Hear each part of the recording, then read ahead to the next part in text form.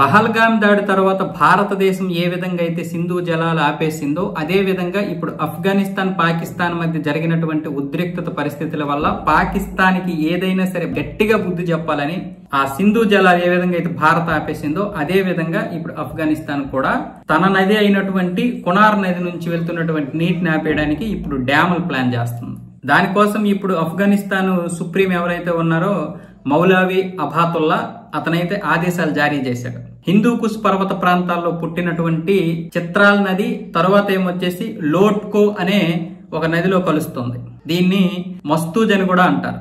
ఆ తర్వాత ఇదేమొచ్చేసి కోనార్ లోయలో దిగుతుంది. అక్కడ నుంచి కోనార్ నదిగా పిలుస్తారు. ఆ తర్వాత పెచ్ నదిలో కలుస్తుంది. పెచ్ నది తర్వాత కాబూల్ నదిలో కలుస్తుంది.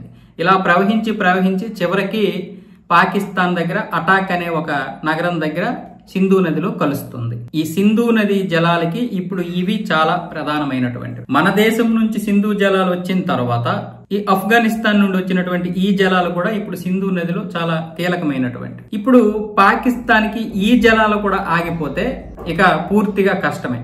ఇంకా చెప్పాలంటే చైనా మనం ఎప్పుడైతే సింధు జలాలు ఆపేశామో అప్పుడే ఆఫ్ఘనిస్తాన్ దగ్గర ఒక పెద్ద డ్యామ్ కట్టి పాకిస్తాన్ అయితే ఆదుకోవాలని చూసింది. కానీ ఇప్పుడు పాకిస్తాన్ ఆఫ్ఘనిస్తాన్ మధ్య జరిగినటువంటి ఘర్షణల వల్ల ఈ డ్యామ్ నిర్మించే ప్రసక్తి లేదు. పైగా ఇప్పుడు ఆఫ్ఘనిస్తానే సొంతంగా ఒకటి కానీ రెండు కానీ డ్యాములు నిర్మించుకొని ఈ సింధు నది జలాలలో ఎక్కడా కూడా కలవనివ్వకుండా ప్లాన్ చేస్తున్నారు. కలవనివ్వకుండా అంటే అధిక జలాలు వాళ్ళు వాడుకొని మిగతా ఏవైతే మిగిలిపోయిన ఉంటాయో మినిమం ఏదైతే నదిలో వదలాలో అవి మాత్రమే వదులుతారు. అంటే దాని వల్ల వాళ్ళకి వచ్చిన లాభం ఏమి ఉండదు పాకిస్తాన్ వాళ్ళకి. ఇప్పుడు పహల్గామ్ దాడి తర్వాత మనము ఆపేసాం. ఇప్పుడు ఆఫ్ఘనిస్తాన్ నుంచి మరొక 2-3 సంవత్సరాలు 4 సంవత్సరాల్లో డ్యామ్ నిర్మించి ఆపేస్తే ఇక పాకిస్తాన్కి కష్టమే. అంటే ప్రాక్టికల్ గా చూస్తే చాలా నష్టం. ఇప్పటికే వేసవి కాలం వస్తే పరిస్థితి ఏంటి? ఖరీఫ్ పంటకి నీరెక్కడుంది? ఇప్పుడు పాకిస్తాన్ దగ్గర ఈ సింధు జలాల్లో కేవలం 1,00,000 క్యూసెక్కులు మాత్రమే ఉన్నాయి. ఈ 1,00,000 క్యూసెక్కుల నీరుతోటి అది ఎటువంటి సాగునీరుకి పనికిరాదు. ఆ నిల ఉంచుకుంది ఆ 1,00,000 క్యూసెక్కుల నీరుని, ఎందుకంటే అది చూపించడానికి. ఈ నీటిని ఏమొచ్చేసి సింధు ప్రావిన్స్ పంజాబ్ ప్రావిన్స్ ని పంచుకోమని చెప్తుంది పాకిస్తాన్ ప్రభుత్వం. అవి ఎటుకు సరిపోవు రేపు ఖరీఫ్ పంటకి. ఇప్పటికే 30,000 క్యూసెక్కులు అయిపోయాయి.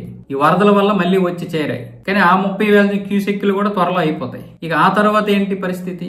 ఈ సంవత్సరం ఓకే 1,00,000 క్యూసెక్కులతో ఏదో ఒక విధంగా సంవత్సరము 2 సంవత్సరాలు నడిపివచ్చు. ఆ తర్వాత భారతదేశం గట్టిగానే పట్టుబట్టేసింది. ఇప్పుడు ఆఫ్ఘనిస్తాన్ కూడా భారతదేశం లెక్కే మారింది. ఇక పాకిస్తాన్కి దబిడిదిబిడే.